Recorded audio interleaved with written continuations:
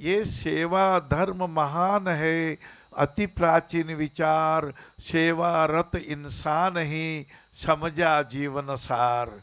आर्त स्वरों को दे सके राहत के दो बोल, मिल जाएगा है प्रभु सांसों का सब मोल। नारायण सांसों का सब मोल। माताओं बहनों, विश्वामित्र जी महाराज ने कहा आगे एक शिला, एक ऐसी नारी जिसका अपमान हुआ, जिसको दुर्वचन कहे गए, जिसको सम्मान नहीं मिला, गौतम नारी श्रापवश उपल पत्थर जैसी हो गई। धीरज धारण करके, ये धीरज एक धर्म है, अपमान एक विकार है, क्रोध एक विकार है, किसी को व्यंग करना ही नहीं चाहिए। श्राप देने का अधिकार आपको किसने दिया? आपको वरदान देना चाहिए था। इंद्र भेष बदल करके गौतम जी के रूप में घर में प्रवेश कर गया। उस समय चंद्रमा ने भी कुकर्म में सहायता की, ऐसा आता रामचरितमानस में। और श्राप किसको मिला? अहिल्या को मिल गया। क्यों भाई? नहीं मिलना चाहिए। विश्वामित्र जी ने कहा ये अहिल्या आपके चरणों की धूल को चाहती है, हे राम कृपा करो।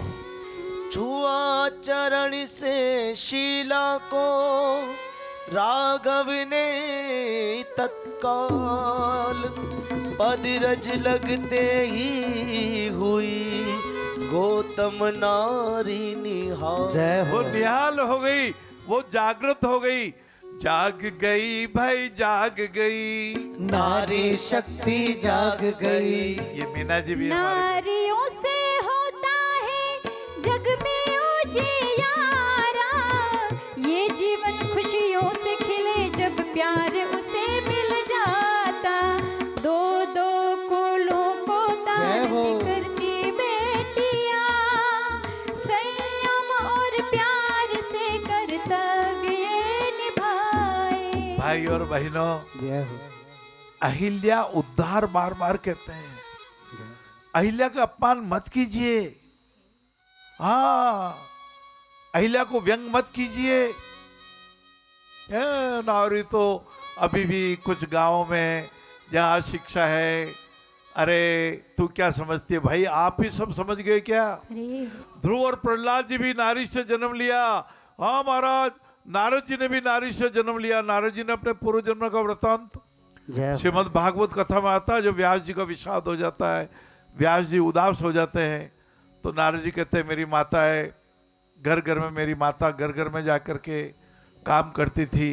नारी का सम्मान हो, विश्व का कल्याण हो। बहनों और भाइयों, अहिल्या उद्धार एक प्रमुख घटना है। भारतीय जगत में क्रांति की जहाँ नारी ने समझा मेरा आदर होना चाहिए, मेरा आदर होना ही चाहिए और आदर करना ही चाहिए।